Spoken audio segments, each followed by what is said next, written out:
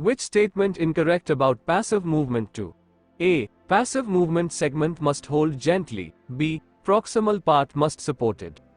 C. Passive movement from proximal to distal to increase lymph and venous return.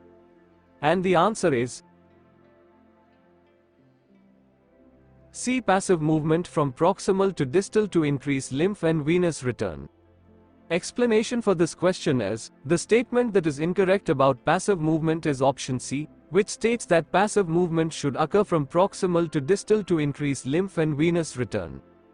In fact, passive movement should occur in the opposite direction, from distal to proximal, in order to facilitate lymph and venous return. This is because the pressure gradient created by the movement helps to move lymph and blood back toward the heart. Therefore, the correct statement about passive movement would be that the segment must be held gently, option A, and the proximal part must be supported, option B.